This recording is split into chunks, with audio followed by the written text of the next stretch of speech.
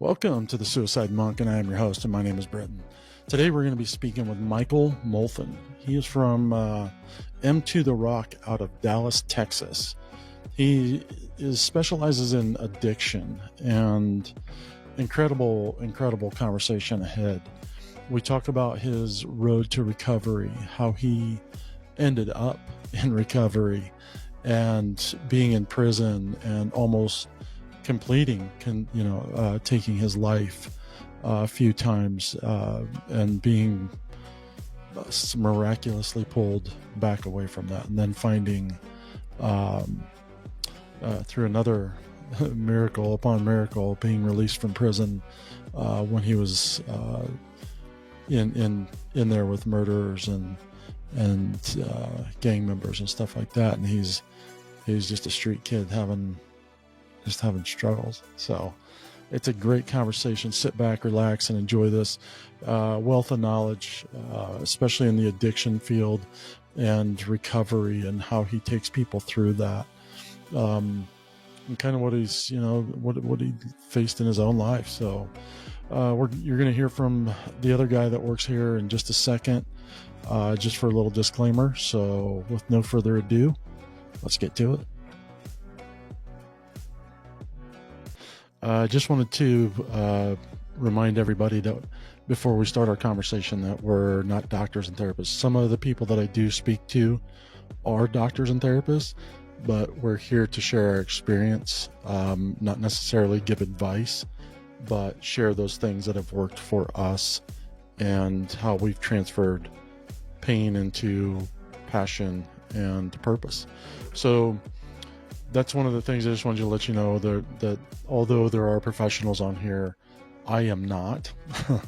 I just happen to be very versed in the field of suicide, and suicide thought, but I don't know it all, and I don't know it all about suicide.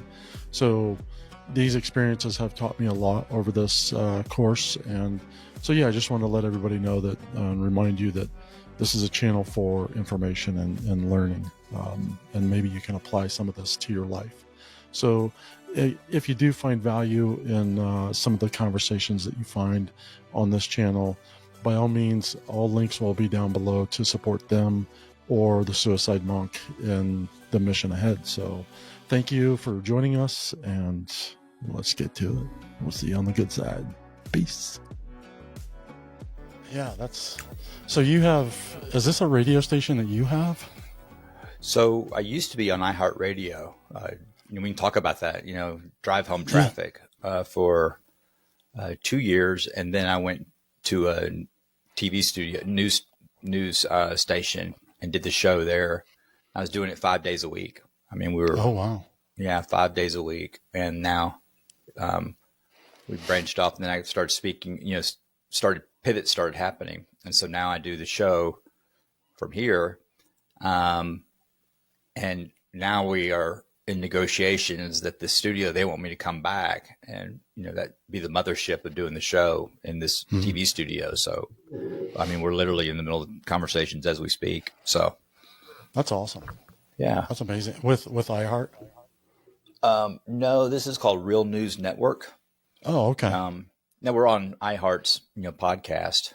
Okay. Yeah. We just got voted, just got the email 2 days ago. We're in the top 1% of self-improvement podcast. That's amazing. Yeah, so we're number 80 in the world right now. So under congratulations. That's kind of cool. Yeah, that's really cool. Mm-hmm. It's as you climb that a little bit, it's hard to stay humble in it too. So that's one, I'm my big prayer. I remain small. I just remain small, and like Dr. Tony Evans says, don't start smelling yourself. Right. Yeah. Yeah. So it's Michael Moulton. Is that right? That's correct. Very good. Okay. And you're from M2 Rock out of Dallas, Texas. And you do addiction, coaching, and various other things to help guys get out of that thing. Yeah, we started that. I mean, so it's inspirational stories with inspirational guests. My main goal is to help people see life through God's perspective, and not the world or the cultures. So, Okay. looking back on that past trauma and all that stuff, I look back at it through a different perspective now. As opposed to, if I look at it through my perspective, it's resentment, and Mm, that's yeah. the number one, that is the number one cause of death that's killing the human race is holding on to resentments. It's not Yeah. drugs and alcohol. So we started that way, then it's grown into, our tour is, for 25 is, everyone's an addict, you know, Okay. and then you can ask me, addiction, I'll define addiction and all that, but I'm a faith-based guy. I'm a strong believer in Christ. He came into my life. It was a burning bush white light experience, while incarcerated. So you didn't And have previous no, religious background. no, no, Okay. no, no. That's one Interesting. trauma I didn't have, religious trauma. That's Yeah. good. That's Yeah. actually really good because Yeah. it's easier to read for yourself and then unpack that for yourself Yeah. and find Yeah. find the God in the ebb and flow instead Right. of picking that apart and Mm-hmm. trying to find the elephant beneath all the crap. So Right. it's but yeah, tell me about that. How did incarceration? You've let's go back a little bit if you don't mind. Yeah. You, I looked at some of your stuff, or I've been able to read some of it. We just spoke yesterday, so this is new. I'm excited to do this. What was your childhood like? What brought you to this place where you ended up getting incarcerated? Can we Well, go back a little bit? my childhood was very confusing. I was, I was born on the wrong side of the tracks. I was raised on the wrong side of the tracks. I was raised in a very wealthy family. My dad and mom got married very young, and my dad was a workaholic. That's what defined him. I didn't have a relationship with my dad, and um, in public, we appeared to be the great family. Behind closed doors, it was chaos. At a very young age, my mom was always taking me to psychiatrists and counselors and, say, fix him. And, the psychiatrist started prescribing me medication at a very young age. And, you know, one psychiatrist, said, he's not the problem, y'all are. And I'm not going to prescribe him anything because he's just he's off the charts smart, from an education standpoint, tested genius, whatever that means. But, he needs a mom and a dad. He doesn't have attention deficit disorder, but he does because he's lacking attention. And also behind the scenes, there was physical abuse, verbal abuse from the parents. And I can't wait to get further along the show because I don't demonize, I see it through a different perspective today. But, Yep. and on top of that, my mom's dad, my grandfather, was sexually abusing me literally from when I was born, as Oh, long as wow. I can remember, all the way up through the fifth grade. And, and I can see what they were saying. They would say, your mannerisms and all the way down to your handwriting are just like, your grandfather, and you're going to grow up to be just like him. Well, he's a raging alcoholic. He was a cop, worked for the U.S. Border Patrol, and supposed to be my hero. And this is a guy that would take me fishing without a fishing pole. We didn't have fishing poles in the car, and so when they would say this in their defense, they didn't know what was happening behind the scenes. But that confused me because I didn't want to grow up to be like this man. Right. And then also they were constantly bashing him, in the home, how bad he is, what a horrible person that he is. So when I would hear these things, Mm, it was very confusing. yeah. So, addiction, substance abuse disorder, when I had my very first drink at the age of 10 years old, I loved the taste of beer. My dad, I was mowing the yard. I had all these chores and my brother didn't. I basically grew up in my room. So I was not locked up, but I was told to go to my room. I stayed in my room all the time. I literally watched a tree grow, outside my window. And, you know, the the confusion came from all the things that they were saying. So in order to ease the pain and suffering, I found drugs and alcohol, provided me that temporary relief. Right. Um, and that's what addiction is that alcohol and drugs is just a symptom. What it really is there's unresolved underlying trauma, which it's a broad spectrum trauma. I mean, Mm-hmm. it can be from, a 17-year-old girl that's really in love with this boyfriend, and, they're really tight, and then he breaks up with her to go out with someone else. Right. And that could be major trauma for a person. And what we Yeah. do with our trauma, the world and the culture, has taught us that we can't talk about it, and it's embarrassing. We don't think anybody feels this way. And so that's what I did. And, around the house, I was funny. I was always trying to, make people, my parents laugh and my brother laugh. And there was times that they would laugh. And so I would hold on to that moment. And so I would amp it up and even go more. And I was always trying to make people laugh, right? What I was doing, I realized today, seeing it through God's perspective, is that I was trying to ease my parents' pain and suffering Mm. because they had their own pain and suffering that they were going through. And, Yeah. in life today, looking at through God's perspective, I had to look at how my father was raised, and how my mom was raised, what the trauma that she went through. Right. And my personalities and everything, my mannerisms are identical to my mom, so my mom was probably scared because when she saw me, and, I can't diagnose anybody as an alcoholic, Right. or a drug addict, but I saw the symptoms, Yeah. I could relate to the symptoms. And so I can only imagine, seeing her personalities and behaviors and mannerisms live on stage in front of her. It was probably pretty scary because she didn't want me to be like her. Right. Yeah. Right. But she didn't have the tools on how to do that. She didn't have the tools. So, it's probably very frustrating. And then it got to the point where, I had enough and I thought back and, became a, a difficult person to deal with, so, Mm-hmm. so in summary, I had, and this is what's dangerous about it, I had real trauma. Okay. Right. And what Right. real trauma is that, I was a victim. I mean, I didn't cause this. What happened to me with physical Yeah. abuse and sexual abuse is not okay. It's criminal. Um, but in order to make that pain and suffering go away, drugs and alcohol provided that. Anything visible to change my invisible problem, was my solution. And so I started creating self-inflicted trauma, on top of that. So it was a very vicious cycle. Um, and so I lived I lived a double life. Everything was okay. Mm. My Yeah. answer was, I'm fine. I'm great, and was known as positive, outgoing, charismatic. But deep down inside, it was dark and I was dying. Multiple suicide attempts. We spoke yesterday on the phone, Yeah.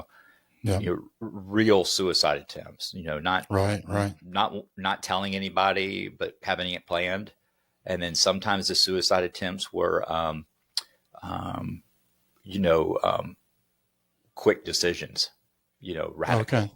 I mean, Well, can you talk to me a little bit about that? Because there's basically two, what I've discovered in my own life and walking down that road is there's two avenues that are generally taken, either spontaneous or planned.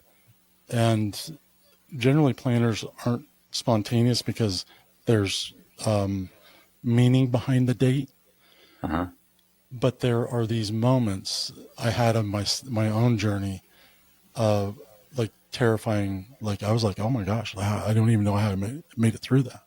Right. And, and that was the spontaneity of that. So what was that like for you, and how have those things started to change for you? I don't want to detour you from your story too much. So if you're, No. And I love the word spontaneity. That's what I was looking for. And I lived my life, on spontaneity. It was, I was the king of, I would shoot before I would aim. I would empty the clip and then close my dominant eye and aim, right? and just recognize all the carnage that was around, and be angry about it. I mean, be angry at everybody else because, I missed my target, but the real problem was me. The spontaneity, because I wanted instant gratification. I wanted instant fix. As far as suicide attempts, I'm in it. I mean, I wanted to die. I wanted to leave this planet. And the thought of people will feel sorry for, no, I wanted to be gone. Yeah. And so, I've had, at a very young age, at 5th grade, I swallowed a whole bottle of Valium in my mom's medicine cabinet. I was 45 pounds, and how I survived that. And then, ran my car into a telephone pole. Because I went over to high school girlfriend's house, and she had just broken up with me, and I wanted to stop by and just talk and see if we can. And she had another guy over there, and I was fine driving over there, and I was fine when I left. But when I turned the corner, I just went straight into rage. I mean, I would go from fear to rage like that, and didn't know why I was doing it, and ran my car into a telephone pole at a high speed, and went through the windshield, and woke up in the hospital out of a concussion, and I'm like, man, I'm still here, and then I'm going to get in trouble. I'm going to get in trouble by my parents, right? Yeah. Because you embarrassed us. This is embarrassing. And at the time in Plano, Texas, that was the time it was national news that the suicide rate was super high in Plano, Texas. Oh, wow. It was all over the news, and they didn't want to be a part of that. And so there's a lot of guilt and shame over that. And then, as it grew in my older years, numerous attempts where, my brother pulled a gun out of my mouth, in the car. I mean, the hammer was back, and thank God he showed up, and he still has that gun to this day that he has. So, and that's a lot of trauma on him. I created trauma with, I mean, that's, he used to tell me all the time, every day, I was just waiting for the call that it was the day that, I took my life.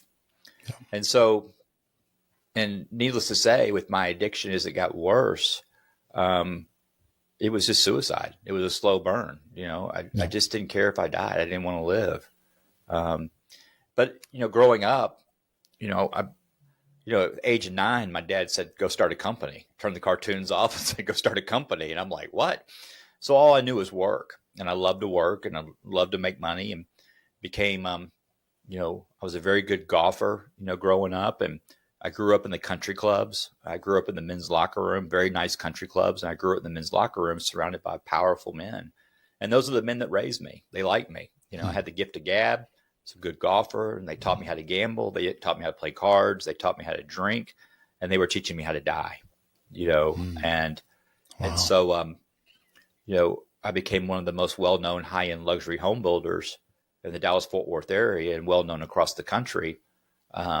And I built homes the air was real thin, $10 million homes, $15 million homes, for people, and was very successful at it. And I gave it all away. I didn't lose anything. I want everybody to hear that. I didn't lose anything. I gave it away. I gave it away. What do you mean by that? Well, a lot of people say, because of drugs and alcohol, I lost everything. Right. I didn't lose anything. I gave it away. So I call that squandering. I mean, I call that, there's the biblical story of the prodigal son is there's a squandering of his life and ends up at the bottom and, goes back to the father, just hoping to be a servant.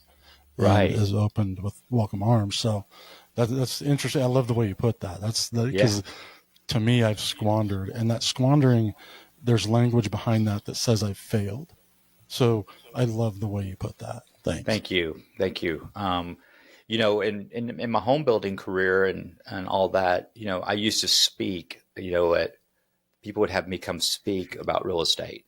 I would study the market. I would study the high end market. I would speak to large audiences, realtors, bankers, mortgage companies the trends. That's when social media was coming out, and I was very active in social media right off the jump, and was, educating realtors on how to do that. Little did I know what God was, preparing. And, you know, backing up a little bit, in 2002, had a really bad week, and, I got the ultimatum from the wife at the time. I married my best friend from kindergarten. We grew up together. We did everything together, but she didn't know all this stuff. It was an act. Yeah. And I was very close to her parents. Her parents weren't well received in the community. They were just different. But he was a very successful, wealthy business owner, and sold his company in '87. For a lot of money. He was founder of a large commercial construction company, and so civil engineer, and really, and him and I, we got along well. And in 2002. I got an ultimatum, to go get help. So I went to Betty Ford, out in Palm Springs, because at the time, I had a lot of money and had great insurance. And, and I always tell everybody the reason why I don't say treatment, and I say Betty Ford, because I want everybody to know I went to Betty Ford, because that's where important people like me go. Right. I mean, that's what I thought of, I'm Betty Ford material. Right. And to this day, I learned a lot from it. And I'll never forget this. When I was standing in the hallway, the counselor stopped me, and he says, you will never, and I was a chronic relapser. I just couldn't stop. I would stop, and reload. And so he says, you'll never get this right until you do the third step of 12-step recovery. And as he's saying this, the steps are hanging on the wall right behind him. And I looked at it. It said, made a decision to turn my will and life over to the care of God as I understand him. Right. And I'm like, that ain't happening. No, that ain't happening. I'm not going to turn my life over to Casper the Friendly Ghost. Right. I was an atheist, but I was, agnostic. I just didn't want that label on me. And so, but I wasn't a believer. I wasn't walking with the Lord, as you will. And so, and I looked at that. Then he stopped me again, and he says, in our groups, you always talk about your children, and you just think they hung the moon. I said, yeah. I mean, that's my posse, And he says, if they were to cuss you out, spit in your face, and say horrible things to you and leave, how would that make you feel? I said, man, I'd be really upset and sad. And he says, and you don't see them for 30 years. You don't hear from them, see them, nothing for 30 years. I said, okay, what are you getting at? And he says, then one day the doorbell rings, and you open that door, and they're standing there. And he said, do you let them in? I said, absolutely. No questions asked. And he says, you just described your God of your understanding. Now that hit me. That was in 2002. And it took all the way to July 7th, 2017, after 27 mugshots, giving everything away, becoming homeless, living in a stolen Suburban behind the bait shop at the lake. I don't know why alcoholics always end up at the lake, but that's where we end up. It's peaceful. That it took me my 27th mugshot, and on July 7th, 2017, Christ came into my life. It was a Paul moment. It was he came into my life, and my life has never been the same since. As a result of that, and what led up to that salvation was when I got my 27th mugshot. I knew it was over. I was about to go to prison for a long time, and when you're arrested, they diagnose you, they categorize you. If you're a CHOMO, child molester, or a misdemeanor, or different types, and then they have what's called aggravated assault category, which is the murderers, people who hurt people. Mm-hmm. And I wasn't that. And they made a mistake, and they categorized me, and they put me in the aggravated assault tank. Solitary confinement, basically. Mm-hmm. They made a mistake, but they didn't. And as I'm in there, I'm detoxing off of all these drugs and alcohol. This old man comes into my cell. I'm in a 2-man cell. It's a 4x9 room. And we're locked in that little room for, 20 hours of the day. And this old man came in there and doing life for murder. He's 75 years old, and they called him Ooh Wee. That was in prison. They gave you a name. Mine was Rabbit. They called me Rabbit because I couldn't sit still. I was pacing. I was about to crawl out of my skin. I was thinking about, what was going on out in the world.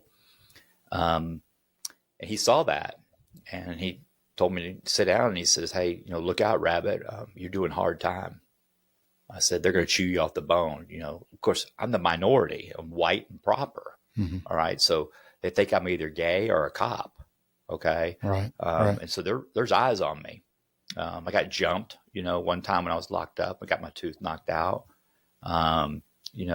Saw a guy get murdered in front of me, saw a guy jump off the second row and hang himself. I mean, a lot of stuff I saw I've never seen before. And this old man, said, "You're doing hard time and you need to get out of that world." I didn't ask any questions. I wanted to pretend like I knew it, but I didn't know what he was talking about. A couple of days later, a guy was being transported, and he just gave me a book.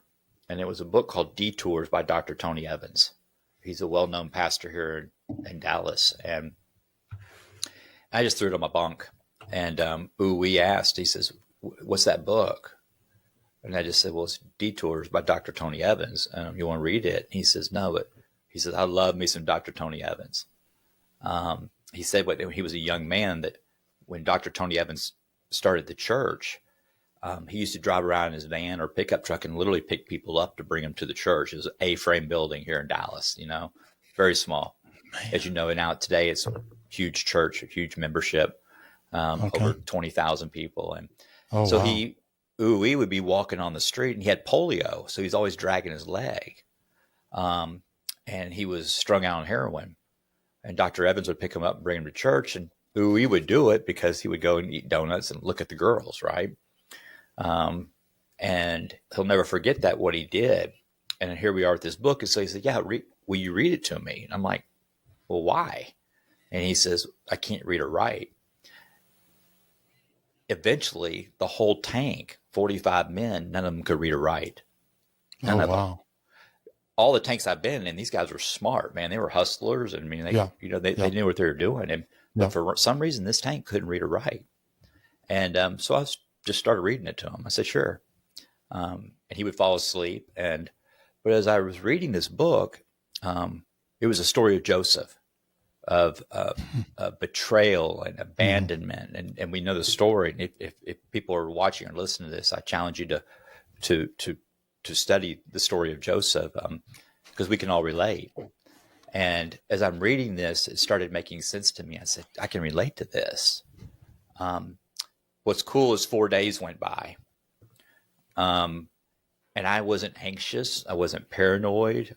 I was at peace reading this to him. And I have very unique handwriting because my grandfather had perfect handwriting. And so I started journaling, and people go, "Man, I love your handwriting." And I was writing letters for the different inmates. And slowly but surely, this tank is coming closer and closer together. And I'm reading out of the book Detours, which led me into reading the Bible. Right. And so, on July 7th, 2017, I was in my top bunk and I couldn't breathe. I literally could not breathe, but it wasn't medical. It was something different. And I just exhaled. And I'm not a movie watcher. I am now. But I did see the movie Green Mile. And that moment where all the flies are, that's what it was like, all this anger and rage just coming out. And I breathed in, it was like ice water. And I felt so much love. And I'm looking around at the guards who are walking around. I love that person. I love that person. I looked down at I said, I love him. I didn't know what was happening, but something happened. Something happened. And that's when Christ came into my life. And you got a jailhouse exorcism.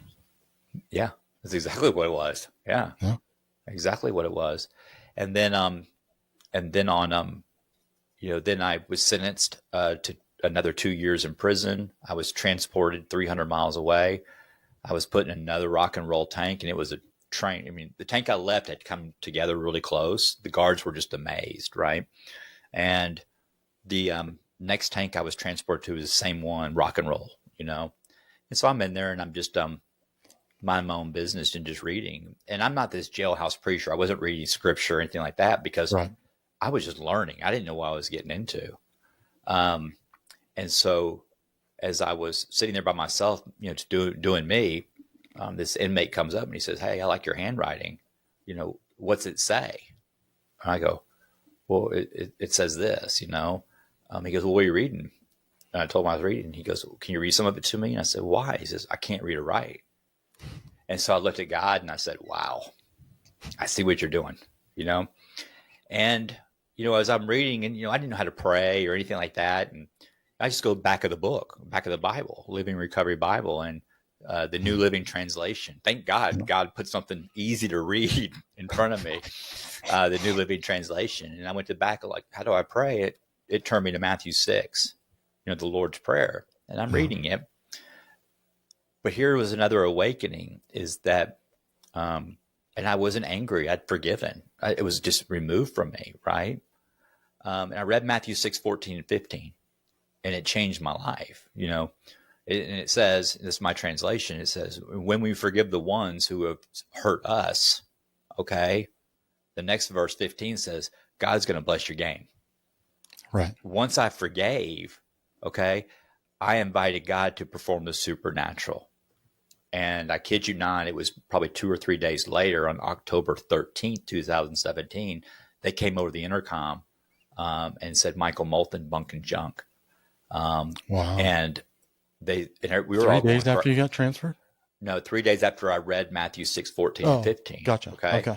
And I understood it and I received it. And God's speaking to me, this is why you feel the way you do.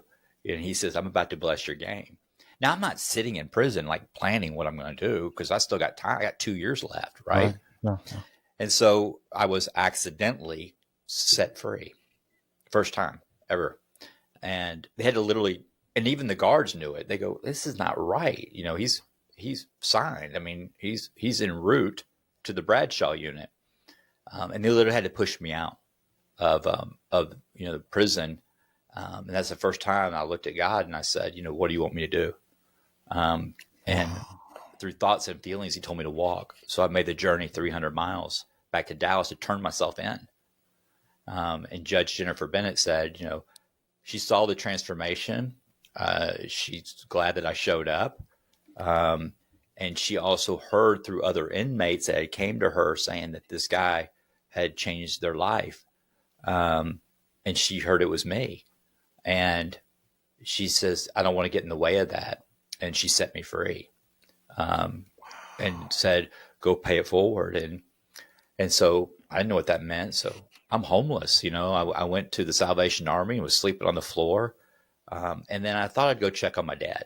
He was sick. And I go to him and he says, hey man, this guy keeps calling me. His name's the same as mine. He's calling my cell phone, looking for you. So I called him, and his name is Brian Glenn, and he had one of the most well-known business talk shows in the country. And he wanted to talk real estate and business. And he says, we want to know where Michael Moulton's been, And I shared the story. So I was released on Friday, October 13th. 7 days later, the following Friday, I'm on this interview with him. And I tell him the story, and he says, wow, this makes sense. What year was this? I said, this was Friday.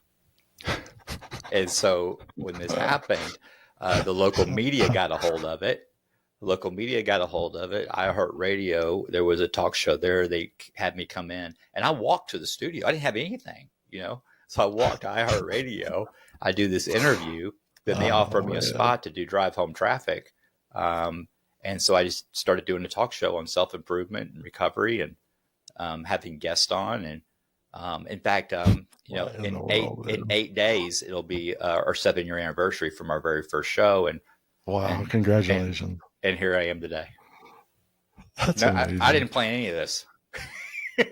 That's amazing. So how do you, because there's this thing that I realized on this side of this kind of, well, I don't know what to call it, maybe a recovery process, maybe a rewriting of my script, a new life, a new something. I'm facing a lot of the old behaviors, but I'm on the other side of that fence. So, you're looking at things from a different perspective. How have you managed, especially with suicide? Because that is a default reaction. It sounded like it was a spontaneous default reaction for you. How have you managed to stay away from that? What's been the things? Because we all, we tend to go back and forth sometimes. Like the other day, I defaulted my reactions. Go take your life. I'm like, well, that's kind of stupid. Why is that my reaction? Why is this my default reaction? But that's, being on this side of it, I'm able to look at it differently. Right. It doesn't make those things necessarily less painful, even though those triggers aren't true. How have you managed to manage that? Great question.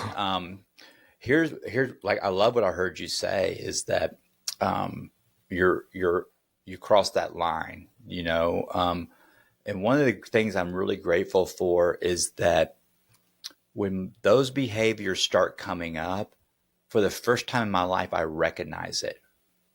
I recognize it. And it all stems from fear. Fear is false evidence appearing real. Not scared, but fear. And the solution to fear, I've learned, is real simple as we talk about it.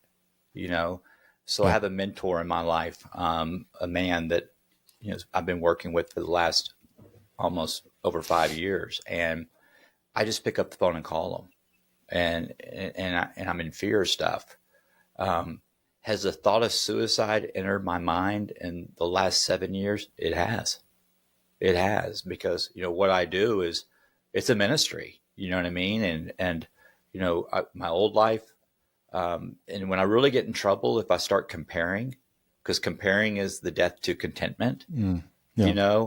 And what I mean by comparing is, I'm like, looking at my old life going, man, I could be retired today. I wouldn't, stuff like that. And I don't have the cash flow that I used to. And I start getting depressed. And 100% of the times when I'm depressed, 100% of the times it's because I'm thinking about me, thinking about me. And so I hit that reset button and I chase that feeling of when I used to read to ooh-wee. Why did I feel calm and peace those 4 days? Why? Right. Because for the first time in my life, I was serving someone else, expecting nothing in return. It put me in the safest place in the world, and that's right here, right now, because that's where God's at. That's Presence. the safest place in the world, the presence, right? Yeah. And so, I remind it, it's a fleeting thought, but in the past, it was a radical solution to really not even a problem, Right? So that's how I handled that today. That's amazing. I'm sorry. Go ahead. And when I talk to people today, on the phone, I coach about 5 men in my coaching services, and okay. If that comes up, it's temporary. I just simply say, "What are you grateful for today?" Just one thing you're grateful for. Yeah. And I also tell them this, is that the world wouldn't be the same without you. It wouldn't be the same. Right. Yeah. God has a purpose for you, has a destiny for you. And so we have to get out of the way, and let God perform that. That's a good point. That's a very, very good point. And that's what I was going to ask you earlier, is there's this element where we show up every day. We just show up. Mm-hmm. We do what we know, we learn what we can, and then relax in the fact that, and let God do the unfolding of what we've just watered. Right. And that's what I've been learning. I got derailed here recently, and that's why this reaction was, well, just, you're not afraid, just go do your thing. Right. It's like, okay, that's not really logical thinking. The logical thinking is, okay, there's a solution to the problem. I just don't know it yet. Yeah. It's not a detrimental black and white yes or no. It's the same thing with reading. If you look at the in between, the ebb and flow, you'll find the answers to a problem that you weren't trained to tackle. Right. And that's where, my spirituality lies is if I can sit back and rest and watch the unfolding, I can stay in today. It's that simple, because I can plan for the future, but I have no idea how that's going to unfold. I know what Well, I want yeah, is that's a not. good point. That's a real good point, because it's like when people say, okay, we live in the moment, but I got to plan for the future. Mhm. Absolutely. But I can't plan alone. Right. Yeah. If I want to plan my finances for the future, if I do it by myself, I'm going to get in a lot of fear and anxiety. Yeah. Okay. Yeah. But if I sit down with a financial advisor to plan Yep. for the future, guess what I get? Hope, Yep. hope. And And so success. Yeah. you're right. And what happens is then my faith in God becomes even stronger. Right. Hmm. Yep. Um, you know, regarding what we're talking about, I do a little experiment with you. I guarantee you that every time you do your show and you have a guest on, all right, I'm going to ask you a question. In that 1 hour, or just right now, however long we've been on, have you once felt depressed? No, never. Have you once felt suicidal? No. Okay. Why? Because you're in the now. Right. You're Yep. completely out of self. Yep. That's why the show is therapeutic for me. It's Well, and I very also therapeutic. prepare for it. I Yeah. prepared mentally for it. So you mentioned the Lord's Prayer earlier. Well, my intention before every show is to meditate. Uh-huh. And whether that be, depending on where I'm at, a minimum of 5 minutes, Right. but anywhere from 5 minutes to 30 minutes. And that, today was that prayer, not my will, but yours, because it's not about me. It's about Right. whoever needs to hear this. And so let the conversation go the way it needs to go for that to Right. happen. Right. And that's what I love about it, is it's not up to me. And I have this beautiful relationship with the Holy Spirit that when I'm too dumb to talk, man, she shows up. Mother Yeah. Wisdom is just like, man, I she can just relate. pours it on. And I'm like, you better pay attention because I don't know what the hell's coming. And, Right. and it's like, and people will be like, couldn't you write that? What did you say? I'm like, you should have been writing it down because I don't know. Like, I Right. don't know. But it's fascinating to step back and be a witness to something beautiful unfolding inside you, and to be not to be the one doing that, but allowing that to flow through you, and Right. being that channel for something beautiful to happen and blossom in the Right. midst of this ugliness that we Right. are. It's It's beautiful. I crazy. can relate to what you said, before, I got on this with you. I always do this. I always say, God put the words in my mouth, speak through me to be a beacon of hope for the hopeless. You know, Right. my mission is to show the world who Christ is, not tell them, Right. not use Christ as a Yes. marketing tool. I always Yes. say when someone, when I meet someone and they say, hey, I just want you to know I'm a Christian. I'm like, I don't, you don't have to tell me that. You know what I mean? It's like Right. Michael Jordan sitting down with you and I and saying, I just want y'all to know, I played in the NBA and I'm the greatest basketball player of all time. And we would look at you like, why did he tell us that? He didn't tell us that. Right. Right. Right. I want to be able to sit down. I want to be I want people to feel and see it. Yep. And that's how I witness, to others is by action. Faith is measured by feet, not lips, Mm. and that's what I focus on today. Can I ask you something in that? And this is kind of trippy, but do you feel like you fail in that sometimes? In faith or In, in showing the world. yeah, in representing that. Yeah. Are I you mean, I more do. consistent or? I'm more consistent. My platform is I'm completely vulnerable and transparent. Okay. That's how I heal. Um, my best, whatever I do, I mean, is to, I talk about that, hey, I wasn't spirit, mind, and body today. I was Right. mind, body, no spirit. I recognize it. Okay. Um, but that's where the engagement, and that's what's attractive is to, you know, but here's what I learned from it. This is how I got through it. And I see it through God's perspective of why he's allowing this to happen. Right. Oh, that's a good point. That's a really good point. Yeah. And that's where the opportunity to get closer to God is. It's not when everything's great. Okay. Right. It's always, I always say this, God will allow me to have all the control I want for everything to get completely out of control, to make me hit my knees, to turn to him, to realize I never had control in the first place. Right. And so I never forget that, because I'm like, God, can you lighten up on the pain? Can you lighten up on the pain? And then I get in my head, I get scared. Like, he allows all this stuff to happen to me because he knows I'm going to talk about it. He knows I'm going to glorify him, and, God doesn't perform the supernatural just for fun. He performs the supernatural so his name can be known. That's it. That's why he does it, is so his name can be known. But to answer your question, yes, I stumble, fall. I've been known that I have very clean language. That all was removed from me while incarcerated. Wow. If I were, there's been times behind closed doors with my fiance that I've slipped. That's relapse behavior. That's old behaviors. And what I've realized, that if I do that, I'm in fear.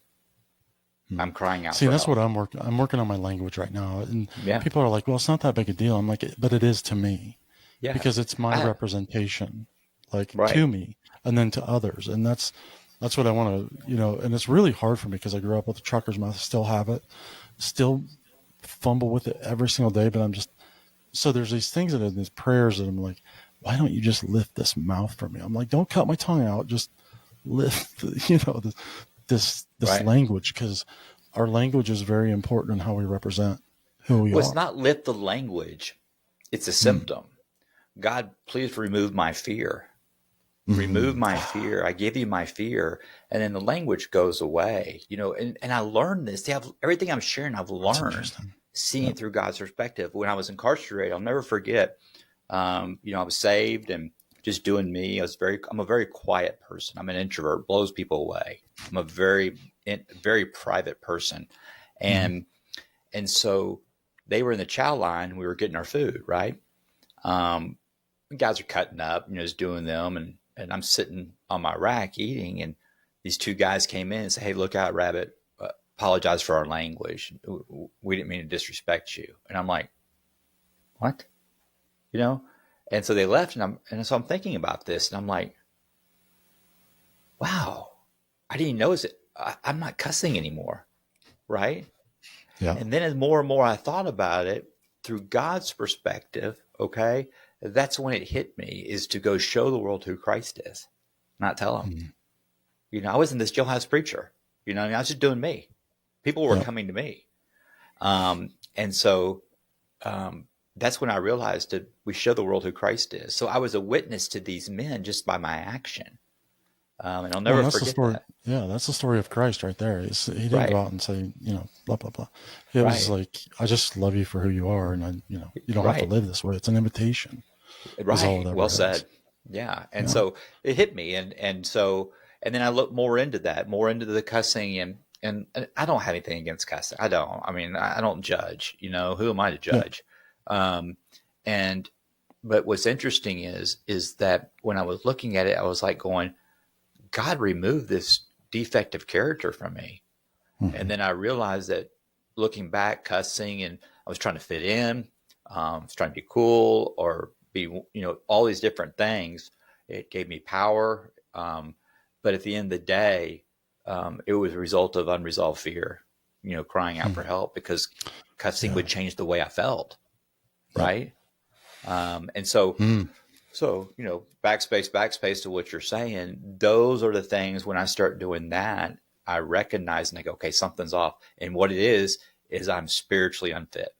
At that moment, I'm spiritually unfit. Yeah.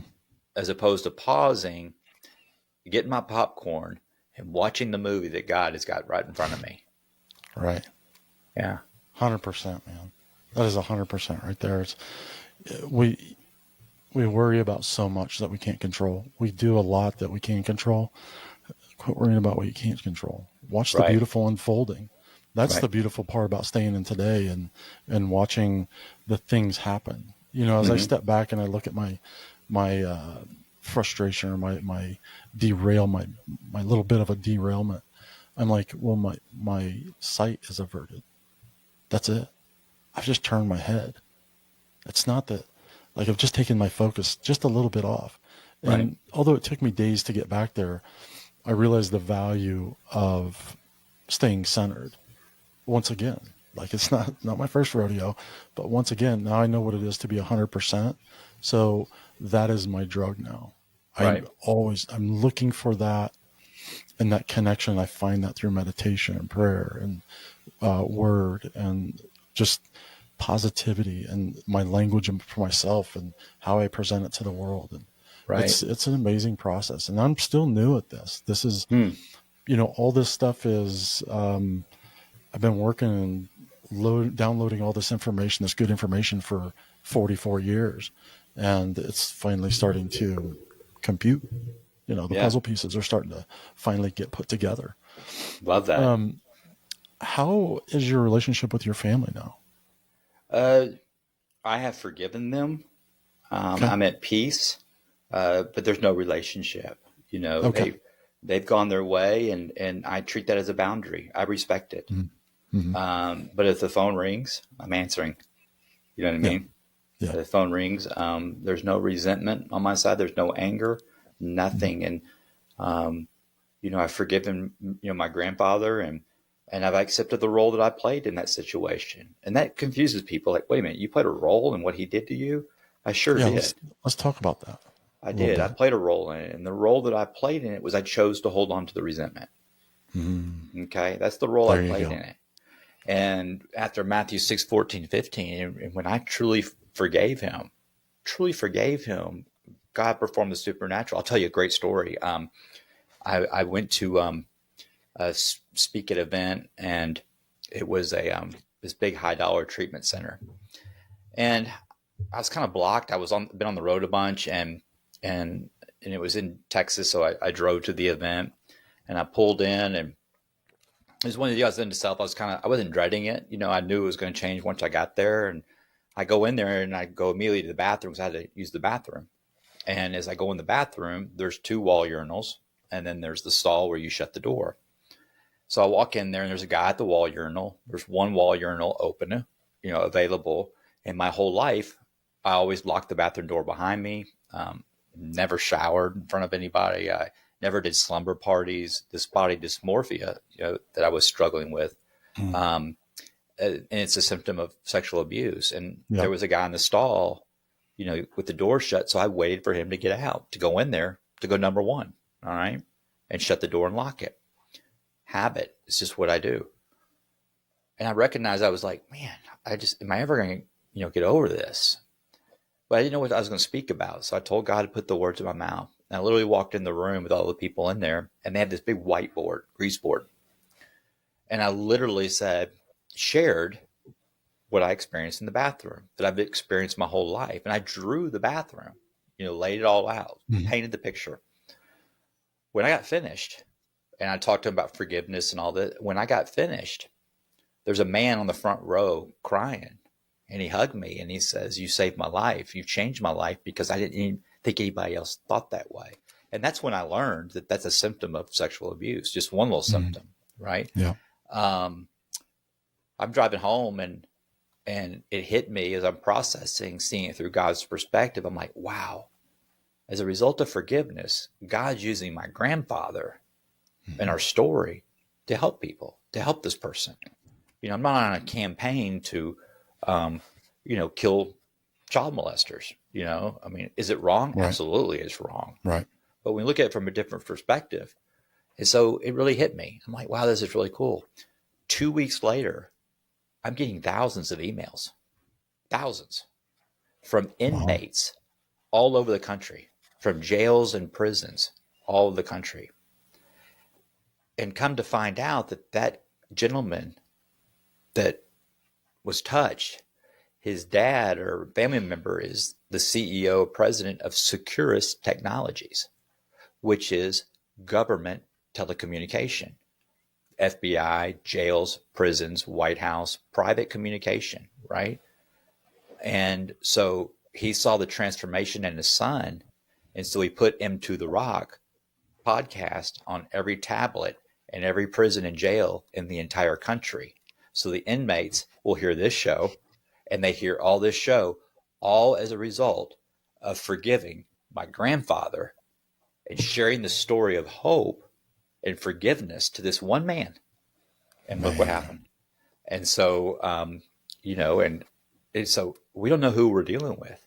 And that's the power of forgiveness. Yeah. See, if I had a resentment towards him and I was on a campaign and not talking about it and didn't have that, and if I didn't forgive him, God won't let that happen.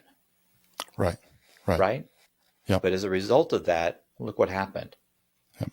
And now I look at this, my grandfather is saving lives. And so I looked at it through a different perspective. This is why God allowed it to happen. This is why he allowed it to happen. Yeah. So as you say that, my grandfather's saving lives, our mind twists a little bit. It's like, how? But I know exactly what you're talking about. Mm-hmm. And I experienced the same thing in a different way. I was on my way to tell my story on a podcast out in California, and I was actually coming back. Sorry. And I was standing in the Arizona desert. I'd been there for 3 days by myself. I'm camping in my car, walked naked 2 miles in the desert by myself. I mean, nobody around. I haven't seen anybody. And I'm standing there looking out at the valley and the mountains all the way around me for 3 days. Beautiful sunsets, most of the beautiful I've ever seen, besides Michigan, maybe Indiana. And I'm standing out there, and for 3 days I'm having to mark my trails because it's only chest-high bush, but you get lost in 100 yards from campsite. You can't find anything. And on the last day, I can see everything. I see the forest through the trees. I see every marker that I had sight-wise, everywhere I tracked and trailed. And in that moment, I realized I'm thankful for everything that's ever happened to me. I'm grateful that it made me the man that I am today. Not just because I could be something different, but because, number one, I know how to deal with me. Right. I know how to live with me. I know how to deal with the guy that's trying to kill me every day. Right. Like I know how to duck and weave, and sometimes he gets the best, sometimes I get the best. But now I'm on the other side of this, and pull the rug. Try to pull the rug. There's no fear left, and you talked about that. Yeah. When the fear goes away, you're able to relax and watch life unfold in a beautiful way. Right. And that's so beautifully said. And I heard this and I love it. He says, you're the greatest sailors in the world. Okay. They didn't become great sailing on smooth seas. You know it? That's not how they became great. And I can really relate to that. I can really relate to that. And, so my mission is that, what is addiction? What is the definition of addiction? It's the street name for spiritual stronghold is what it is. Okay. Addiction is simply this. It's a person, it's a place, thing, and here's the scary one, or a thought that has become my source. Right. Okay. It's leaning on resources instead of the source. Yep. Right. It's leaning on visible things to try to fix my invisible problems. So with that said, everyone's an addict. Okay. Mm-hmm. In the church world, the religious world, we are all sinners. I didn't understand that. I didn't want to hear that. You know what I mean? Because I just heard we were all bad. Okay. Right. That's what most people hear. Yeah. And so, so everyone is an addict. Thank God my consequences were so severe, for me to find God. Mm-hmm. And, there's a stigma and there's a label to addiction, because when we talk about addiction, we immediately think of the drug addict and alcoholic, right? And so we put the drug addicts and alcoholics over here, and they're just bad people. They're alcoholics and drug addicts. But the reason why our loved ones, the culture, the world, why we confuse them and frustrate them is because they're actually seeing their behaviors live on stage. right? And Mm-hmm. with that said, I've learned that if somebody is doing something that's bothering me, upsetting me, it's because I'm doing it or I did it. And so, but the culture, we put labels on. Oh, there's drug addicts and alcoholics. I don't want to look at myself. But needless to say, that same person who's pointing those fingers at the drug addict, alcoholic, they're addicts too, and they're seeking other visible things to ease their pain and Right. suffering. It Right. could be work, it could be power, it could be golf, sex, infidelity, all the stuff, gambling, anything, Mm-hmm. eating, service work. Service work. Yeah. There are people that get addicted to service work and they stay busy, busy, busy because they don't want to sit down and look at themselves. Yep. Right. Yep. And so, and I should, and what happens is what's beautiful is exactly what you're doing. The audience's head starts doing this. Yeah. Right. Yep. And that's called connection. Yep. And what that is also hope. Yep. Right. Oh, Yeah. I understand now.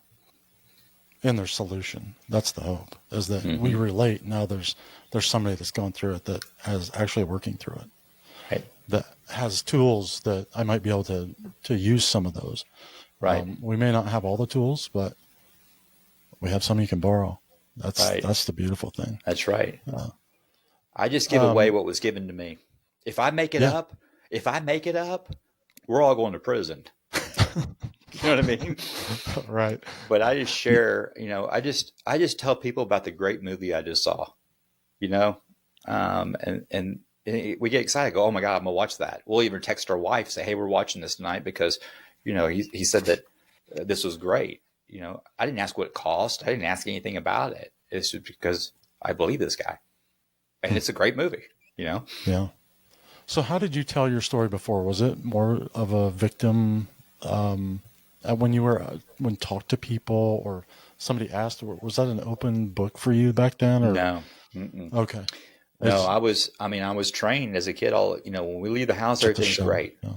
Yeah. Everything's great. Okay. It's actually turned out to be a gift for what I do because Into the Rock, in our little world has gotten very large. You know what I mean? And so it's a gift because I don't have that pressure on myself that I feel like I have to save everybody's life, Right. I don't have that kind of power. Okay. How did you come to that realization? Well, I've learned watching other people try to do what I do. We're the longest active show on addiction recovery. People try to do it and they end up relapsing. They end up relapsing. They become spiritually unfit. It's hard. And so it's a lot of pressure. And I get really concerned when I see people, wanting to share their recovery story at a very early in their recovery. And I can't speak. I was that way, Right. I mean, I didn't know what I was doing. And I was very aware of that. And I would share that on my show early 7 years ago, where I was at, and that helped me. And so, how have we, been alive, this long and doing it is staying in solution. I've set those boundaries in place that, back to what you're asking, is that, if someone messages, they have a direct response pointed to our website for resources and help. And it is, I always tell them, if your recovery and your life depends on me, you're in a really bad place. Right. Right. I mean, you're in a really bad place. Yeah. And, if I do talk to them and said, I know you are a guy, I don't want to talk about God. And I said, well, first of all, you called me. I ain't talking about God. Right. Okay. Because you do believe in God, because your God of your understanding is drugs and alcohol. Right. Right. And so I try to help them shift the view. I joke around. I mean this jokingly. Okay. I want to help save everyone's life. I just don't want to hang out with you. No, it sounds horrible. I just love being home with my fiance and being alone. But it's I get a lot of great emails and stuff, great stories. Yeah. when it's tough. That's one of the things I've learned recently is that it's not my weight to carry. I can walk beside it. I can encourage it. I can show hope to it. I can give love to it, but it's not mine at the end of the day to carry the Yep. decisions of somebody's, what they decide to do.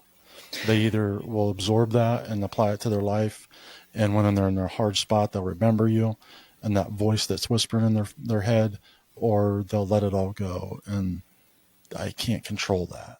Right. That's a tough one, because you're like, when you're empathetic, or you take on a lot of that stuff, and I'm learning to separate from that, but still feel and walk with that in a way. Right. Right. So Well said. Well said. yeah. So Michael, is there anything else you'd like to tell me a little bit about your station, a little bit more? We're going to Yeah. plug So, that. And then you have a charity as well that you. I have a nonprofit. My Okay. fiance created it. It's called M to the Rock Services, and Okay. what we do is we provide all sorts of resources for people who can't afford it. High level psychiatry, therapy, coaching, legal advice, financial advice, health, fitness, treatment center. If you need inpatient treatment, I have vetted through that nasty industry. Of some, actually, I only have one, that I refer them to. A good friend of mine who started it, and we can relate and work the same program. Tony Hoffman, PH Wellness out of California. He's Okay. a well-known speaker. In fact, I'll hook you up with him. It'd be a great Yeah, guest. please do. He's a well-known speaker across the country, and he lives in Dallas, and he's the real deal. So I endorse that and send him there, and send a couple of people there, and it's been great success. They're doing great. So we want to be able to provide services for people who can't afford it. So we scholarship them. They're vetted. They're actually interviewed by me Okay. because I want to make sure that they're willing, and they're willing to Right. do one thing, and they're willing to change one thing, and that's to change everything. Right. Right. In early recovery, the world and the culture, and I applaud it. Okay. Is that it's spirit, mind, and body. That's the way God engineered us. And it gets out of order throughout the day for me, but I recognize it. That's great. Yeah. But when I'm functioning off spirit, mind, and body in that order, okay, my life is at peace. If it's out of order, there's chaos. All right. So the world helping someone trying to get clean, just for this example, drugs and alcohol, they try to address the spiritual first. Well, the last thing we want to talk about is God. All right. Right. The way that I approach it is we address the body. We address the body. That's detox phase. We address the body, the mind, and guess what? The spiritual happens. And I don't even have So to what do say you anything. consider? What do you consider the mind? The brain, or is that the? Okay. Yeah. Yeah. Because, the world today has trained us to get educated, get smart, get educated, right? It's not teaching us how to get spiritual. Right. Right. And so, when it's out here's a great example. Alcohol, drugs fed my body, which affected my mind, and my exterior showed it. Right. And you see people who have changed and have been reborn. It's like, man, this guy, what has happened to him? What's happened to her? She looks great. It's beautiful to see. And what happens is when we feed our body the spirit, okay, the body and the mind heal, right? And it shows. We look healthy, right? And so I focus on, and that comes in our prayer. God put the words in my mouth. I want the spirit to feed my mind and it to come out. Yep. And how do I know if I'm doing that? It's like after this interview, I won't remember a thing I said. I know. You ever do that? I know. Oh, awesome. And That's you're what I was helping telling you. someone, and you're helping when someone not commit oh, suicide, and you're like, yeah. and it was great and it was over with. And it's like, I don't have a Not clue what me. I said. Right. Not It's not me. me. Yeah. But when I was feeding myself with drugs and alcohol, guess what? That wasn't me either. Yeah. That wasn't me talking. Because I'd wake up and go, God, I can't believe I said that. You know what I mean? Yeah. That wasn't me. I like this me. Yeah. So I threw a Hail Mary back in June to save my life. And I did a psilocybin therapy treatment. But what? I Say that again? was psilocybin therapy. Hmm. What is that? So magic mushrooms. Oh, because So we were I had a conversation about psychedelics yesterday with a yeah, psychiatrist. yeah, they're amazing, and the results for addiction is outstanding as well. Mm-hmm. What happened to me in that was like I've tried everything to get away from this, and I couldn't. Like And so was everybody else. yeah, Okay. and this was I was just like, I'm done. I can't live in this suicidal fight anymore. I'm done thinking this. I'm done feeling like this. I'm done having the pit in my stomach. Yeah, I've had joy. I know what it looks like, but living in 25% depression all the time, I can't do it anymore. And, that's the improvement over 44 years of work is I'm still in 25% severe depression, suicidal thought. Hmm. The other 75% is, I'm doing pretty good, just like you, the outward experience. I'm great. What happened was, I faced these walls that I built around the trauma of my childhood. Come on. And as I built those from childhood, and those were built around fear, that's when temper tantrums started. And those temper tantrums never stopped throughout my adulthood. Those were just childhood behavior acted out in an adult sized 200-pound man that's dangerous now. So, but what happened was those lies that I told myself, well, this is the story. This is the reality. You couldn't argue with it. The story's true. The problem was the narration was victim. Now all those walls are broken down. It's like, oh, I'm not a victim anymore. I get to rebuild. I get to stop. I don't have to live in fear anymore. I don't know where I was going with that one. Like, I'm sorry. No, keep going. This is good because I want to tag onto this. I can relate. You're Okay. going. Okay. So I guess now I'm facing myself from a different side. I'm looking at suicide. For 6 months now, I've been, I basically had a Native American exorcism, is what I Wow. would call it. Yeah, and it was amongst 18 other people, and just the sheer screaming of people's trauma sent me over the edge. And that was where it was like, Britton, it's not yours to carry. And I was like, oh, are you sure? Yeah, it's not yours. You don't have big enough shoulders. I'm like, oh my gosh, let it go. And so I had these really profound experiences. I had visions that came true that were 30 years old. I had just a plethora of things. And I've done more in the last 6 months of my life than I've done in 54 years.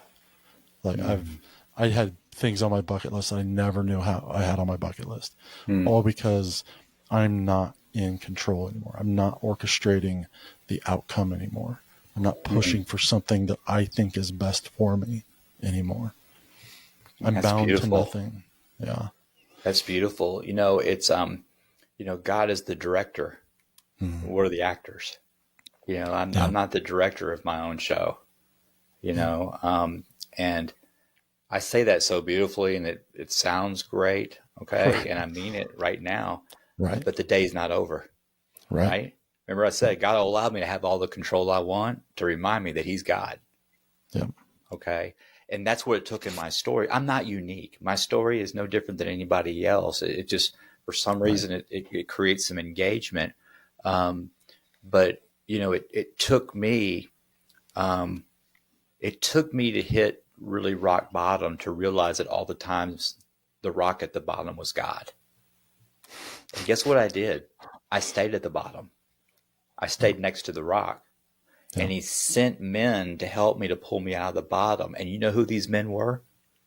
Murderers that are still locked up. He sent them to point. Here I am, this very smart, educated, well-known home builder, successful businessman, very smart. Remember I said smart? Okay. Right. I was dumb as a bag of rocks because there was no spirituality. Right. And Right. and what it took was for me to realize after that 27th mugshot, I realized that looking back on it through God's perspective, when I reflect back, because when I go in the past, I don't get depressed. When I go in the past, I learn from it, right? Mm-hmm. And I realized after that 27th mugshot, kicking off of opiates, alcohol, everything in my body on a wet concrete floor, all right, that God was all I had at that time because he was all I needed. Hmm. And he says, you will mind somebody.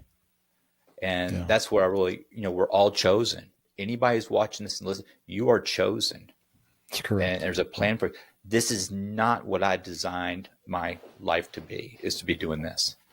Still Right. isn't. It still isn't. If there's times where I wanted to quit and stop, and God just throws a bright light deal right in front of me, a phone call from someone saying, hey, I want to kill myself. I go, okay, and Oh, so, thank you for that. yeah, Because I've been struggling with it lately. And, it's those days you wake up and you're like, and there's an email that says, thank you. I'm yeah, like, what?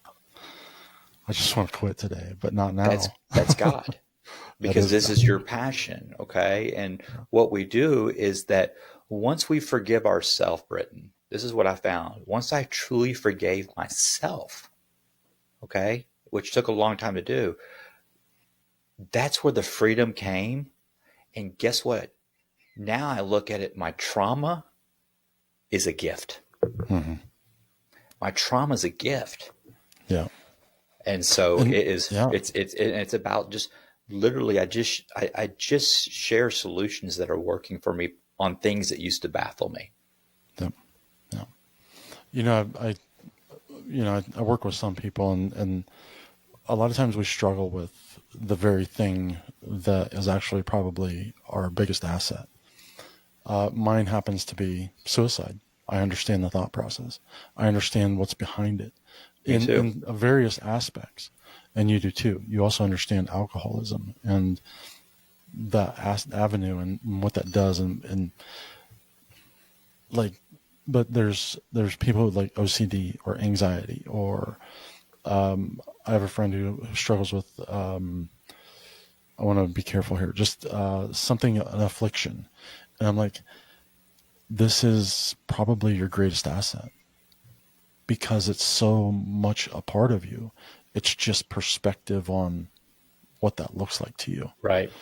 Right. So this other thing I discovered, and this is one of the most beautiful things that I found out about myself during this retreat and during that psilocybin therapy was I discovered there was a 99% chance this wasn't going to work and 99% chance I was taking my life within 2 days. That's where I was at mentally. I was like, it's a Hail Mary. I don't give a shit if it works or not. I'm just like, I'm probably dead in 2 days. Well, it works. Obviously, I'm still here. But what it did is it showed me the true nature of who I am and that true spirit of who I am.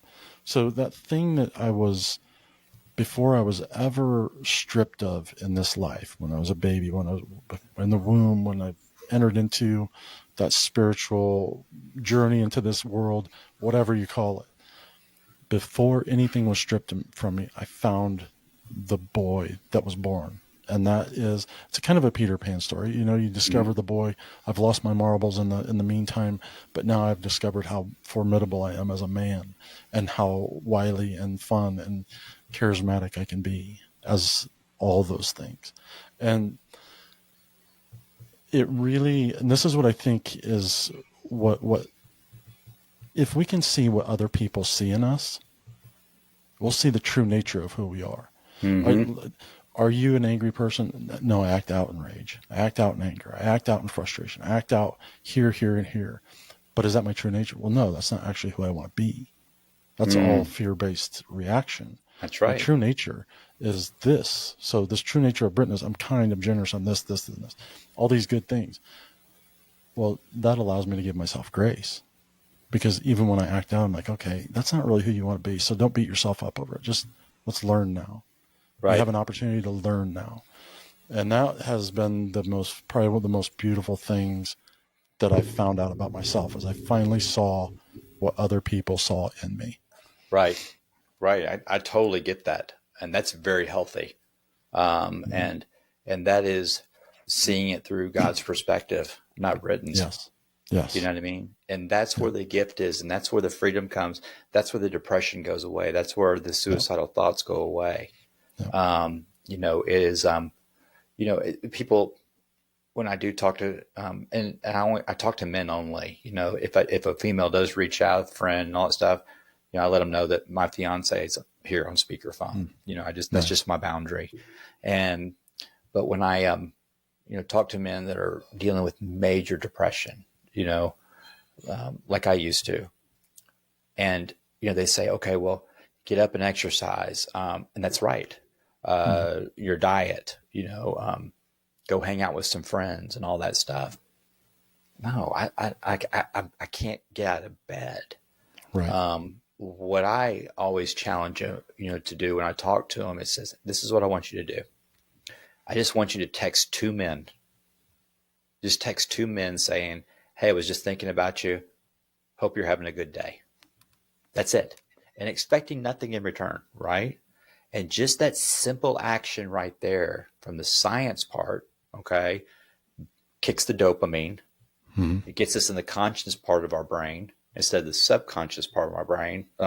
Like I recently had interviewed, that's how we met, was Dr. Rob Kelly, who I've Mm-hmm. done extensive work with. And he is one of the best. I mean, he's Fantastic. outstanding. And, he tells a story about, he walks by and tells someone, hey, nice sneakers. Right. Okay. Yeah. And it's that moment, it reminds me, it's that moment when I was reading to the inmates. Okay. It gets me out of self. And just that one thing that stimulates some dopamine. And then the next step is just get up and make your bed. Tony Hoffman, he says that, and it's accurate. Now, and when I was incarcerated, when I finally detoxed and I knew I wasn't going anywhere, I'll never forget. I just made my bed in my bunk. Mm-hmm. Just wanted to get my little area neat, and I Yeah. felt better. My self-esteem was growing, and then slowly but slowly, I started moving around, and the depression goes away. Mm. So Yeah. that's a lot of advice, for mental health and what we talk about with mental health and all that. We have to remember there's true mental health where doctors need to be involved. Okay. But no Right. matter what, medication will not help me if I'm not working on my spiritual growth, or in the Yeah. recovery world, working a program of recovery. Because what happens is the medication becomes my source, Right. Right. Yep. right? And then I'm out of there. Yeah. That's the other beautiful thing. I'm not on any meds. No Mm, meds anymore.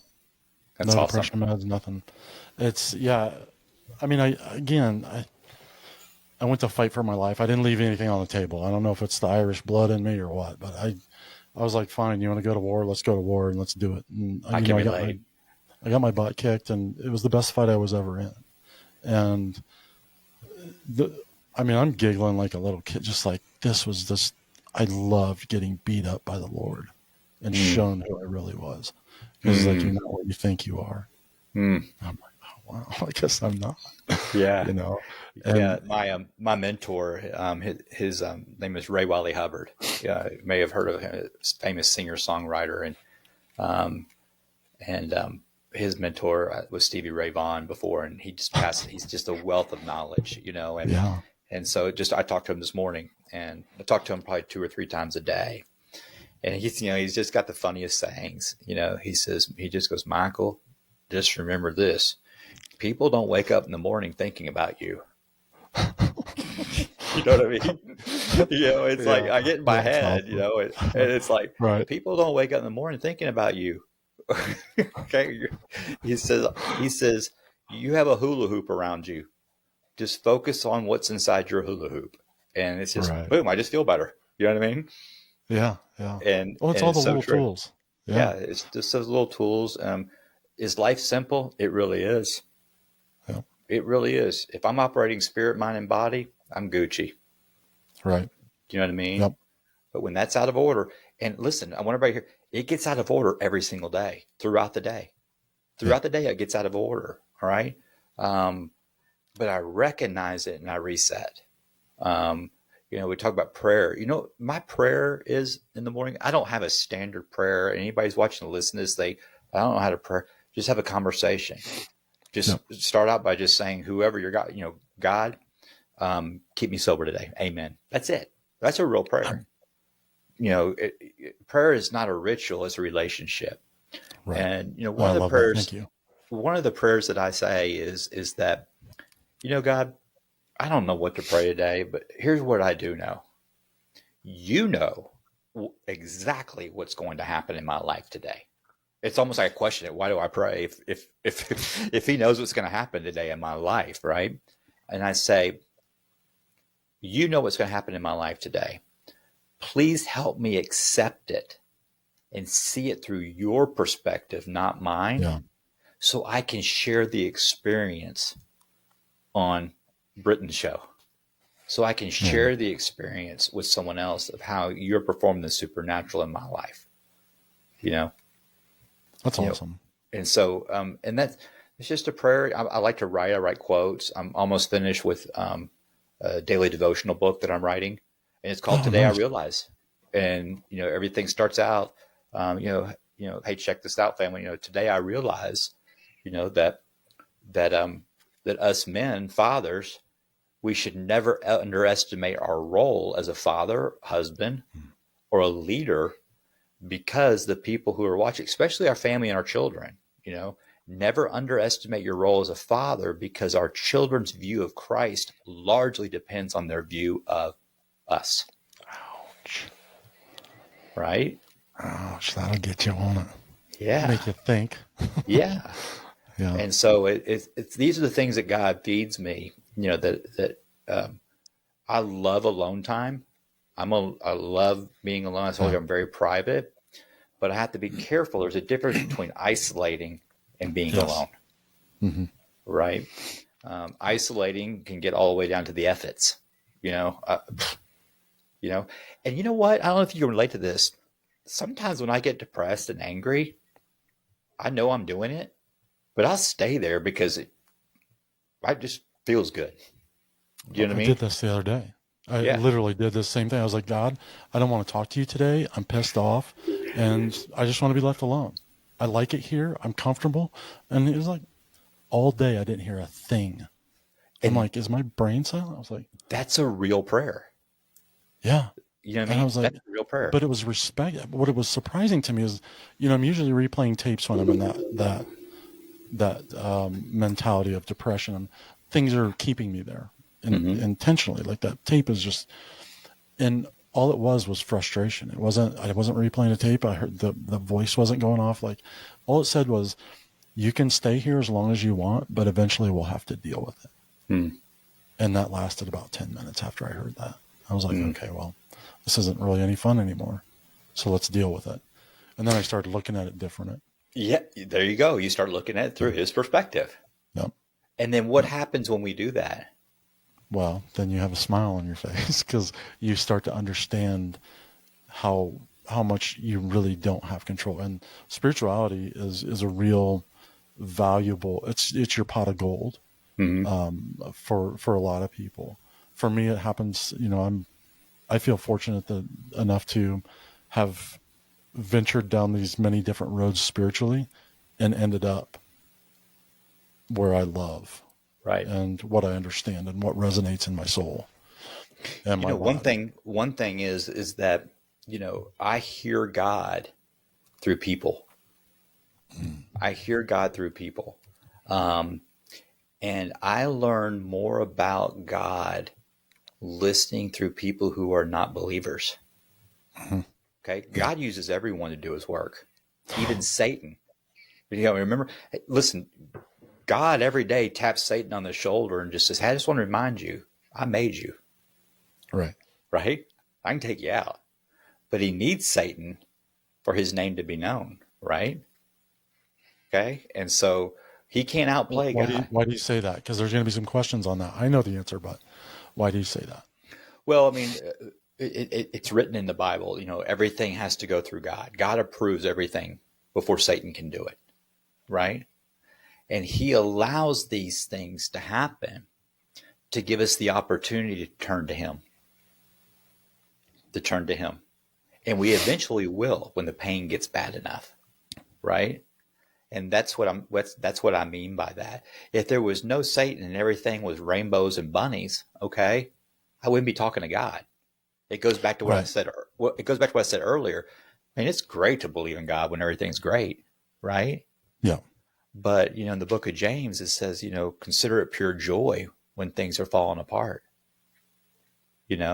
What? Yeah, and I do that today. Yeah. I do. I can honestly say that when things are unraveling, it's painful. I'm upset. I get there, but I there's that voice in my head saying something big's about to happen.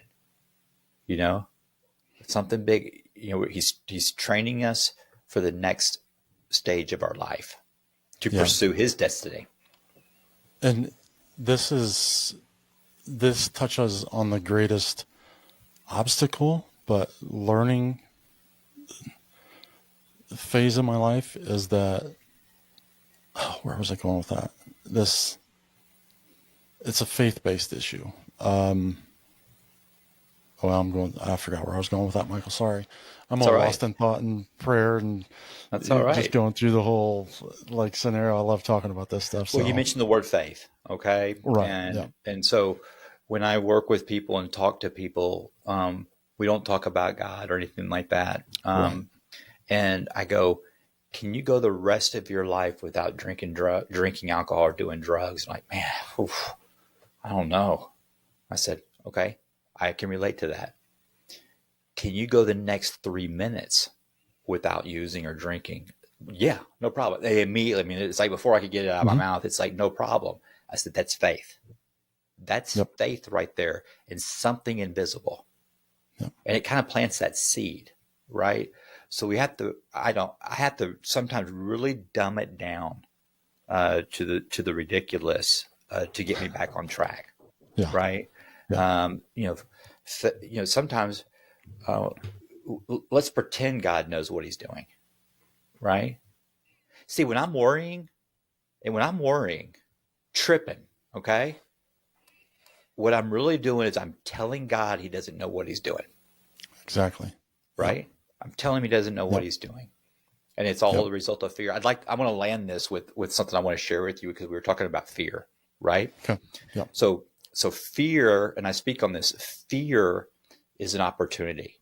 It's an opportunity for my faith to grow, okay? Yes. Or to go back to the penitentiary. That's where I was going with this. Yeah. Yeah. And so when I get into the feeling of fear, if I don't do anything with that, right, it turns into a resentment. Mm-hmm. All right. If I don't do anything with the feeling of resentment, it turns into anger. Then it turns into rage. Then it turns into isolation. And then it turns into paranoia. And the story that I have made up in my head of what's happening, all right, is in my own voice. Right. The paranoia. And then I relapse, go back out, just do spontaneous decisions, right? I start doing radical solutions for a simple problem. I mean, my whole life, if I got a splinter in my pinky toe, okay, I would cut my leg off to get rid of the splinter, right? Instead of just getting tweezers and pulling the splinter out. Right. It's just like radical. And so with that said, it's a great example, I text my fiance, right? And here I am, recovery Jesus, on my way to go speak. All right. I text my fiance, I love you. All right. I didn't ask her a question. I texted her, I love you. She didn't respond back. All right. So now I've got a resentment. Okay. And what that looks like today, it's internal. I've got a resentment. And then I look again and she still hasn't responded back. So now it turns into anger. Start feeling something in here. Okay. Then it turns into rage. I might start gripping the steering wheel a little tighter. like that. And then it turns into isolation where I'm like going, okay, we going to do this? I said, if you call me or text me, I'm not texting or calling you back. So I'm going to punish, right? Okay. And then if I don't do anything with that feeling, it turns into paranoia. And then what that looks like, and remember, I just sent a text, I love you. All right. And if I don't do anything, it turns into paranoia. Oh my gosh, she's leaving me. I'm being abandoned. Yeah. You know, a big trauma of mine. She's going to go be with someone else. My clothes are in the driveway, you know, and here I am in this paranoia. And I just texted her, I love you. So I start putting needles in my arm and start drinking again. Okay. And I get arrested, locked up. And, you know, I call her and say I'm locked up. And she's like, what is going on? What happened? And I said, well, I texted you, I love you. And you didn't respond back. And she goes, oh, babe, I'm so sorry. I saw that, but I lost my phone. I couldn't find my phone. I've been looking for it all day. I'm like, but I have this whole story in my head, right? You know, it's just like crazy. So the solution is, what is the solution to fear? Is we talk about it. You know, so I call Ray saying, you know, and he would respond this way. So, well, Michael, you didn't even ask her a question. She didn't have to respond. Right. Right. Right. But the real results, so we get deeper, you know, our whole life, we water the leaves on the tree. Yep. And then we complain that the tree's dying. Right. We never get to the root. We have to water the roots. And the real root is that I had some unresolved fear that I hadn't talked about. And so we talk through it. It's that simple. That's how we remove fear. And as a result of picking the phone up and calling someone and talking about it, guess what happens? My faith grows. Right. Yep. There's something about releasing the pressure just enough to be able to think through the process. It's hard for men. You know, it's hard for really men. Hard. Yep. It's hard for men because, you know, we have that shield that we put up. But, you know, for women watching this and especially like single women or a single man watching this, okay? If you want to be attractive, what's attractive to a woman is a man who's vulnerable and transparent. Okay. And for the women, if your man is vulnerable and transparent, okay, and you get in an argument 2 months later and you throw that back in his face, he shuts down. He shuts down. Yep.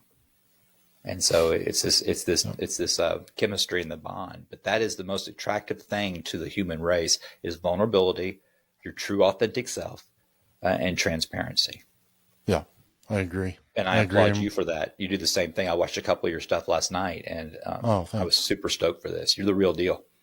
Thanks, buddy. I appreciate that. Yeah, you're helping a lot of people. You're helping a lot of people. This world would be a totally different place without Britain. Yeah. Do you believe that?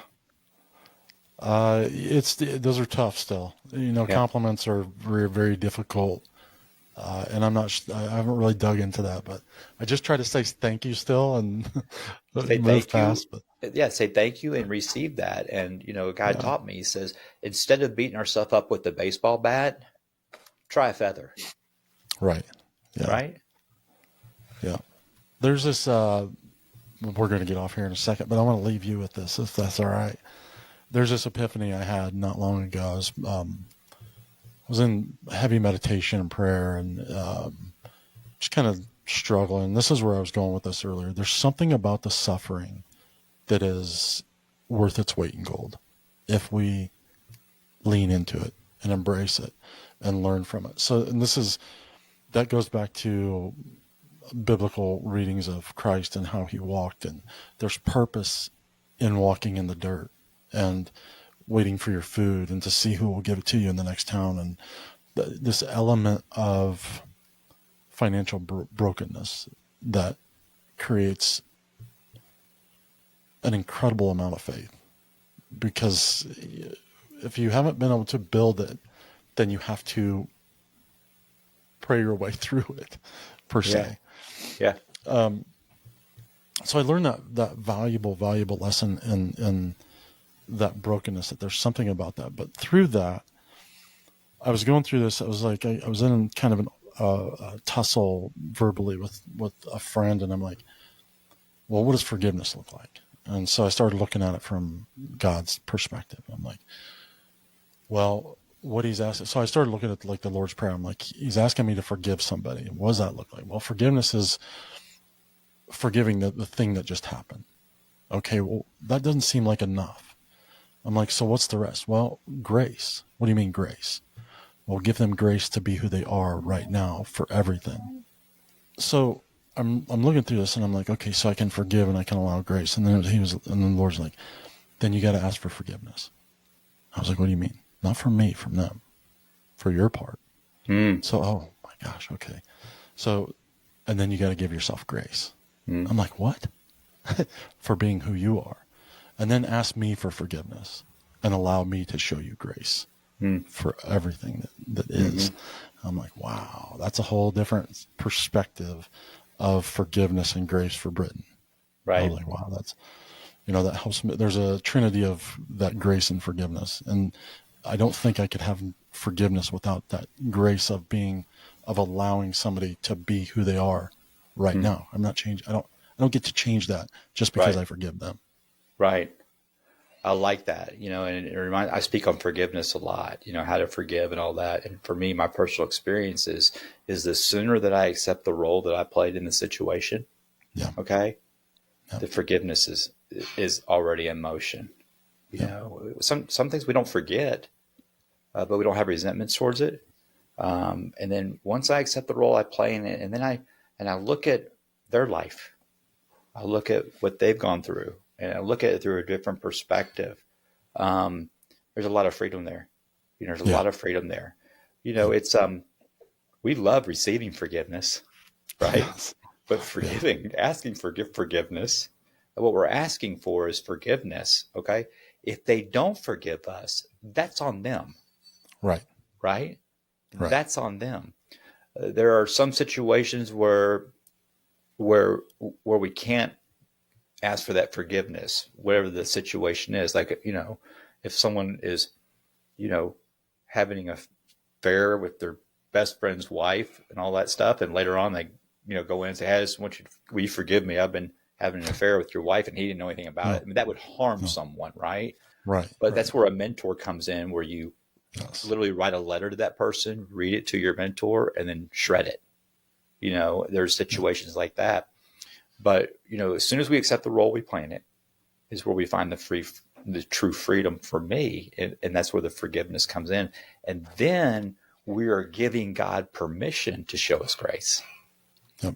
Right? Yes. Yes. That's when he shows the grace is when we do that. He says, now I got you. I got you. And I challenge everyone that the first person that we need to forgive is ourselves. Right. I 100% agree. Yeah. And then understanding that I'm not perfect. Still, just because I feel better and I'm doing better and I'm working towards something better, I'm not perfect. I still struggle with these certain things. That's the beauty But you of recognize it. But you recognize it. Yes. Right. That is the beauty of it. Before we didn't recognize it, right? Yeah. Now I get something to navigate that's very, very beautiful. That was stuck in my life that no longer gets to stick. That's right. It doesn't get to stick because I recognize it. Now I get to learn how to navigate through that, around it, or learn how to catch it before it takes a hold again. Right. It's a whole different process, a whole different mentality. Yeah. On this side of it. What you're doing is you're serving others with your platform. You're out of self.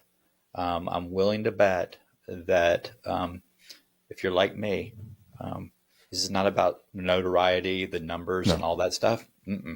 It's therapy for me. Yeah. It's therapy for me. It gives me an hour where I'm completely out of self. Yep. So there's this thing I started doing when I got all this podcast equipment. I started doing these therapy sessions where I would do this with myself because I'm angry and I'm upset and I didn't know, I can't see myself. So I started seeing myself, and then I'd go back and watch it, and then I'd do a revised, well, this is more of an appropriate response to this problem. And that really started unwinding the tapes for me. It's like I'm aggressive. I'm like, ooh, that's an ugly Briton. And So you're then doing video journal. Yeah. To That's see beautiful. who I really, really am. To kind of see what other people see. and it's helped me a ton. It really has. So I tried the You other know what night I and I see? just Do started. you know what I see? What's that? This is what I see and feel. I see a very brave man. That's what I see. What I feel is a very pure man. Okay. There's no hustle. And I also feel this: you don't want anything, and neither do I. Yeah. Right? Thanks, man. I appreciate that. Yeah. You're welcome. You have You're no welcome. idea. Yeah, receive that Oh, thank you. because I mean that. Yeah. Yeah. And When you're, go let's ahead. make a covenant, okay? If you get in a dark place and you get in your head, call me. I will. All right. Vice versa, man. Absolutely. I love this stuff. It's, Absolutely. yeah. Well, let's go ahead and close this out, man. Michael, thank you so much for being on the Suicide Monk. This has been unbelievable for me. Like, Oh, good. just with the connection and how this all came about, and with Rob and his interview, like, it's just been a snowball of beautiful in my life of doing this and being able to share this experience, being on this side of it, being able to have these conversations and really feed my own life so that we can feed others, and putting this information out there that's so Absolutely. valuable. It's so beautiful. I couldn't have orchestrated this. I couldn't have orchestrated any of the things that are going forward from the start of this to now. So thank you, I man. can I relate. appreciate you being Well, here. I want to thank you and all that you do, and it's an honor, and I always say, I get to do this today. Yes. You know what I mean? Yes. I get to do Yeah. this today, and I'm grateful for that, and grateful for you, and look forward to having you on my show. Man, I love that. Thank you. I didn't expect that. I Absolutely. appreciate that. That would be Absolutely. fantastic. Well, thanks for being on the Suicide Monk, buddy. I really do appreciate this.